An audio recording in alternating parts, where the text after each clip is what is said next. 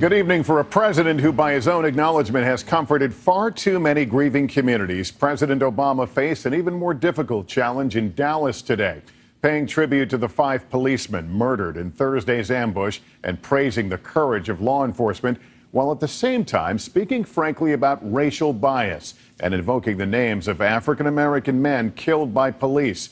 It was at moments a delicate walk along fault lines the president believes are not as deep and wide as they may seem.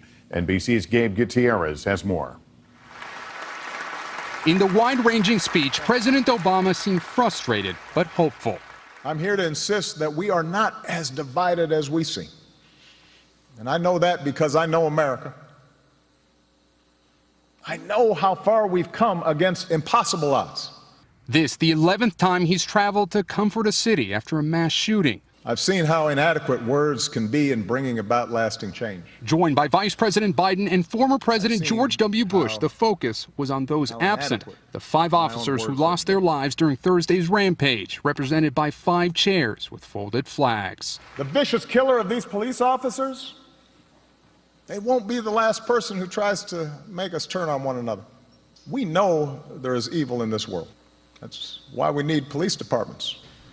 The president balanced praise for police officers with a blunt acknowledgement of racial bias in the criminal justice system, addressing the shooting deaths of Alton Sterling and Philando Castillo last week.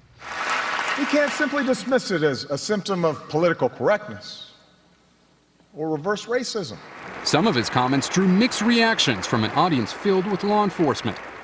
Also receiving mixed reactions online, the president's comments on guns during the speech. So many guns that it is easier for a teenager to buy a Glock than get his hands on a computer or even a book.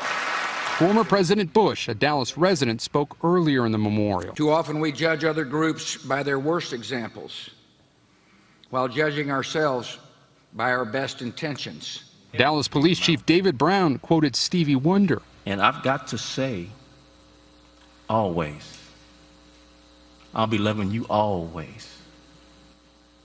And there's no greater love than this, that these 5 men gave their lives for all of us. As he introduced the president. I'm so glad I met Michelle first because she loves Stevie Wonder. The service drawing officers from around the country, the president acknowledging their challenges. Because we ask the police to do too much and we ask too little of ourselves. If words seemed inadequate today, music spoke volumes.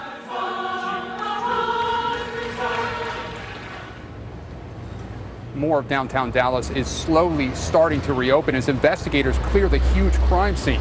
This exhausted police force, is getting some help from neighboring departments. The funerals for the fallen begin tomorrow. Lester. Hey, NBC News fans, thanks for checking out our YouTube channel. Subscribe by clicking on that button down here and click on any of the videos over here to watch the latest interviews, show highlights, and digital exclusives. Thanks for watching.